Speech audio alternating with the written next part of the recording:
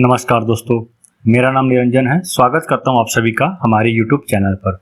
दोस्तों, आज हम जून माह के तीसरे सप्ताह के महत्वपूर्ण करंट अफेयर को देखेंगे। यह करंट अफेयर हमारे एग्जाम की दृष्टि से बहुत ही इंपॉर्टेंट होने वाला है, तो वीडियो पे आप अंत तक बने रहेंगे। तो चलिए शुरू करते हैं। और हाँ दोस्तों, वीडियो यदि पसंद आता है तो वीडियो को जरूर लाइक कर दीजिएगा और चैनल पर नया है तो चैनल को सब्सक्राइब करना बिल्कुल मत भूलिएगा। तो चलिए शुरू करते हैं। देखिए, पहला इंपॉर्टेंट क्वेश्चन है, Institute for Economics and Peace द्वारा जारी ग्लोबल पीस इंडेक्स 2026 में भारत को कौन सा स्थान प्राप्त हुआ है। ठीक है, तो बहुत ही इंपॉर्टेंट क्वेश्चन है, ध्यान रखेंगे। रिपोर्ट और इंडेक्स से एग्जाम में हर साल क्वेश्चन पूछा जाता है। इसे हम वैश्विक शांति सूचकांक के तौर पे भी जानते हैं। तो देखिए, यदि हम ग्लोबल पीस इंडेक्स की बात करते हैं तो इसमें भारत का स्थान 127वां है। चलिए देखिए, Institute for Economics and Peace की रिपोर्ट के मुताबिक लगातार 19वें साल आइसलैंड दुनिया का सबसे शांतिपूर्ण देश बना हुआ है। टॉप 5 की हम बात करते हैं तो पहले नंबर पर आइसलैंड है, फिर न्यूजीलैंड, उसके बाद स्विट्जरलैंड, फिर स्लोवेनिया और 5वें नंबर पर आयरलैंड है। ठीक है, ध्यान रखेंगे। वही रूस की यदि हम बात करते हैं तो रूस इसमें सबसे निचला स्थान प्राप्त किया हुआ है। देखिए, यदि हम इस रिपोर्ट की बात करते हैं तो इसे Institute for Economics and Peace के द्वारा जारी किया जाता है। चलिए अगला क्वेश्चन देखिए, दुनिया के पहले खरबपति व्यक्ति कौन बन गए हैं।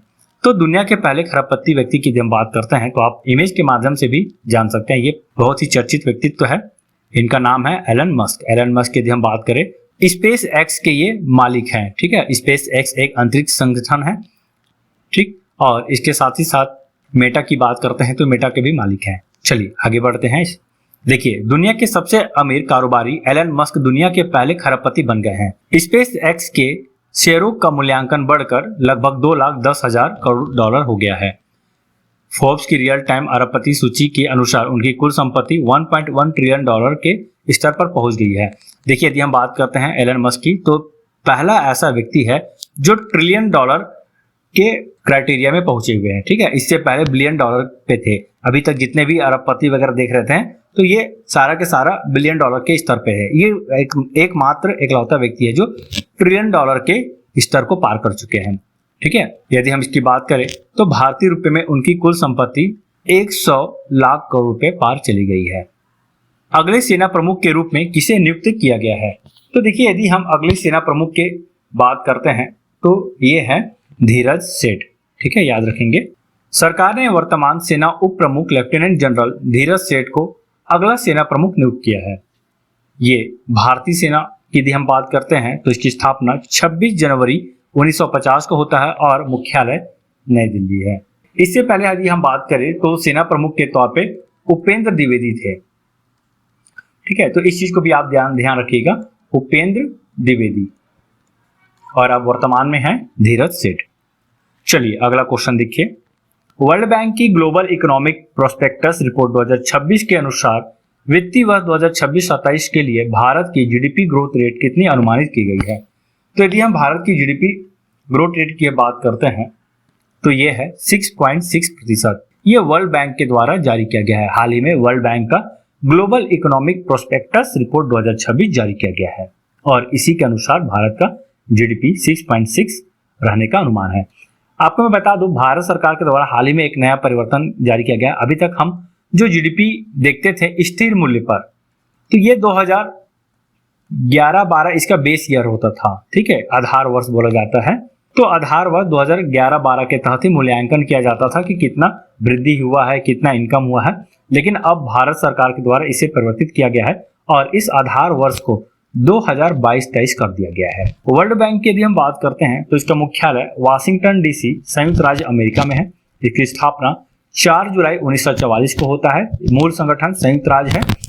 अध्यक्ष है अजय बंगा और वर्तमान सीईओ है अंशुला कांत। आईसीसी पुरुष वनडे टीम रैंकिंग 2026 में कौन सी टीम शीर्ष स्थान पर बनी रही है। भारत अभी भी वर्तमान में पहले स्थान पर बरकरार है। देखिए, आईसीसी पुरुष वनडे टीम रैंकिंग 2026 में भारतीय क्रिकेट टीम ने अपना नंबर 1 स्थान बरकरार रखा है। भारत की मजबूत और लगातार प्रदर्शन करने वाली वनडे टीम ने रैंकिंग में बढ़त बनाए रखी है। आईसीसी की यदि हम बात करते हैं तो इसका फुल फॉर्म है इंटरनेशनल क्रिकेट काउंसिल। इसकी स्थापना 1909 में होता है और इसका मुख्यालय दुबई में है और वर्तमान अध्यक्ष जय शाह है। जय शाह की यदि हम बात करें तो ये भारतीय है। और सबसे कम उम्र के आईसीसी अध्यक्ष बनने वाले व्यक्ति भी बन गए हैं। चलिए अगला क्वेश्चन देखिए, भारत का पहला स्वदेशी AI video story generation model कौन सा है? तो ये है वारिया। आप देख सकते हैं इमेज के माध्यम से भी। तो वीडियो स्टोरी जनरेशन मॉडल है, इसके माध्यम से हम एआई के माध्यम से वीडियो जनरेट कर सकते हैं। जैसे यदि हम जेमिनी की बात करते हैं, गूगल की बात करते हैं, तो गूगल ओमनी के द्वारा आज हम वर्तमान में वीडियो जनरेट करते हैं। देखिए वारिया भारत का स्वदेशी AI video story generation model है, जिसे इंडियन एआई मिशन के सहयोग से विकसित किया गया है। यह मॉडल भारतीय भाषाई और सांस्कृतिक जरूरतों के अनुसार वीडियो और विजुअल कंटेंट तैयार करने में मदद करता है। ठीक, याद रखेंगे। चलिए ये भी एक इंपॉर्टेंट क्वेश्चन है, G7 शिखर सम्मेलन कहाँ शुरू हुआ है? इसका समापन भी हो गया दोस्तों, बहुत ही इंपॉर्टेंट है G7 शिखर सम्मेलन। तो ये फ्रांस में सम्मिलित हुआ है, मतलब फ्रांस के अध्यक्षता में इसका आयोजन किया गया है। देखिए संस्करण 52वां है। अगला यदि हम संस्करण की बात करते हैं 53वां, तो ये संयुक्त राज्य अमेरिका में आयोजित होगा। 15 जून को फ्रांस के खूबसूरत शहर एवियन लेस बेस में शुरू हुआ है। 15 जून से 17 जून 2026 तक यह चला है। पहला सम्मेलन की यदि हम बात करते हैं, तो पहला सम्मेलन भी फ्रांस में हुआ था 1975 में। चलिए यदि हम इसके सदस्य देश की बात करते हैं, कई बार एग्जाम में पूछा जाता है G7 में कितने सदस्य देश है? तो 7 सदस्य देश है। चलिए अगला क्वेश्चन देखिए, जून 2026 में किस यूरोपीय देश ने प्रधानमंत्री नरेंद्र मोदी को अपने सर्वोच्च सम्मान से सम्मानित किया है? तो प्रधानमंत्री नरेंद्र मोदी को अपने सर्वोच्च सम्मान से सम्मानित किया है, तो ये है स्लोवाकिया। प्रधानमंत्री नरेंद्र मोदी को स्लोवाकिया की यात्रा के दौरान देश के सर्वोच्च नागरिक सम्मान order of the white double cross से सम्मानित किया गया है, और इस तरह प्रधानमंत्री नरेंद्र मोदी को 33वां अंतर्राष्ट्रीय सम्मान प्राप्त हुआ है। चलिए एक और इंपॉर्टेंट क्वेश्चन देखिए, यहाँ से एग्जाम में क्वेश्चन पूछा गया कि कौन यूट्यूबर है जो सबसे ज्यादा फॉलोअर्स गेन कर चुके हैं? तो देखिए मिस्टर बीस्ट, याद रखेंगे मिस्टर बीस्ट किस देश से संबंधित है जो 500 मिलियन सब्सक्राइबर वाले दुनिया के पहले यूट्यूबर बन गए हैं? तो ये अमेरिका के रहने वाले हैं। मिस्टर बीस्ट अमेरिका से संबंधित है। उनका असली नाम जिमी डोनाल्डसन है। वे 500 मिलियन सब्सक्राइबर का आंकड़ा पार करने वाले दुनिया के पहले और एकमात्र यूट्यूबर भी बन गए हैं। ठीक है, तो आप इसे भी याद रखिएगा, यहाँ से क्वेश्चन पूछा जा सकता है। अगला क्वेश्चन देखिए, बहुत इंपॉर्टेंट क्वेश्चन है भी। भारत ने किस देश को हराकर शैफ महिला चैंपियनशिप 2026 का खिताब जीता है? तो शैफ महिला चैंपियनशिप 2026 की यदि हम बात करते हैं, तो भारत बांग्लादेश को हराकर यह खिताब अपने नाम किया है।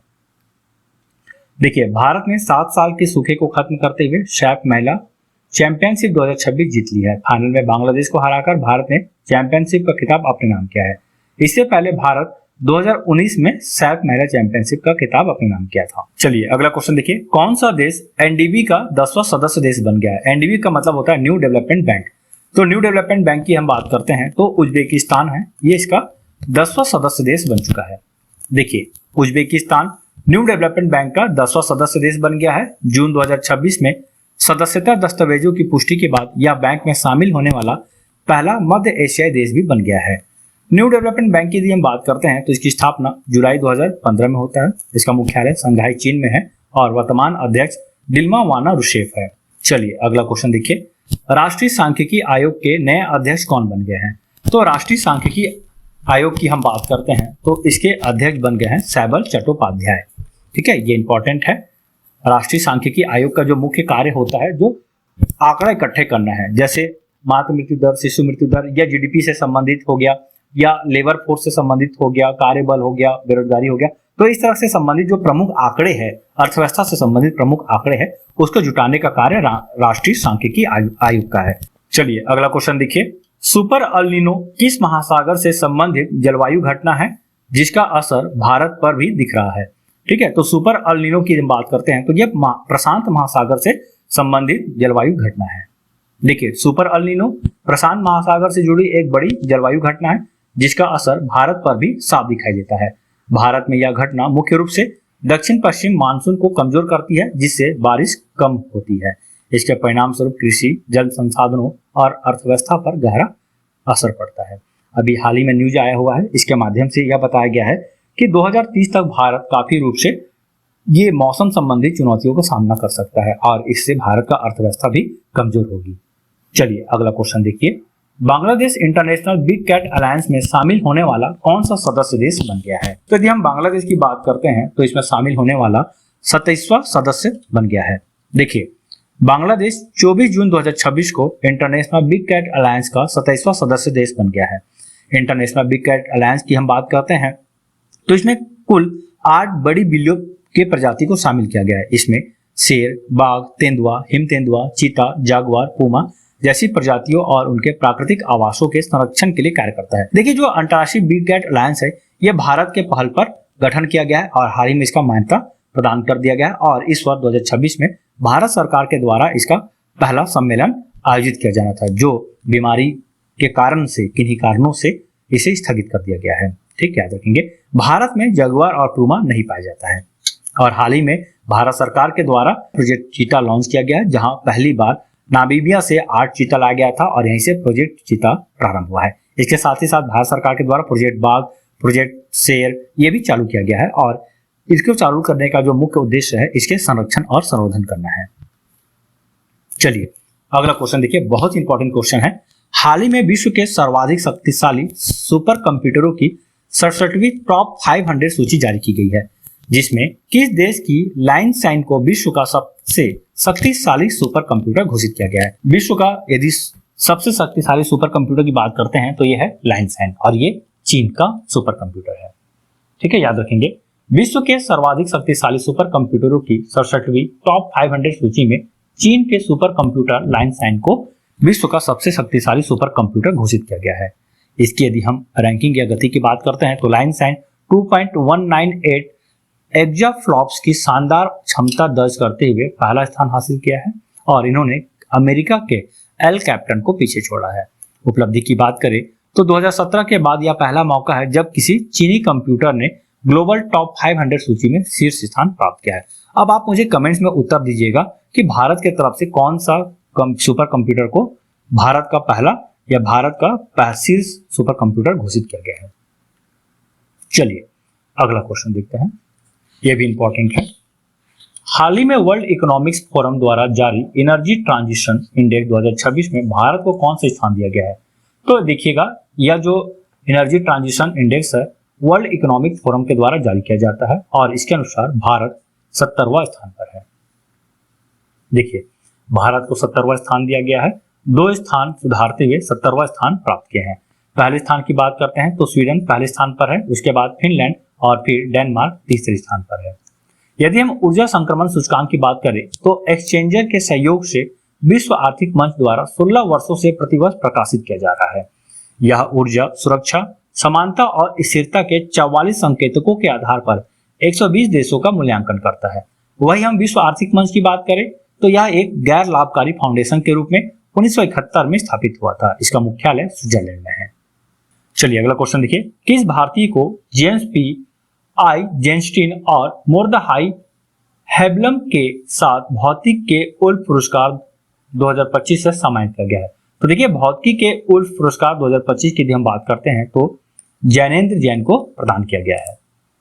ठीक है, याद रखेंगे, वे यह सम्मान प्राप्त करने वाले भारतीय मूल के पहले व्यक्ति बन गए हैं।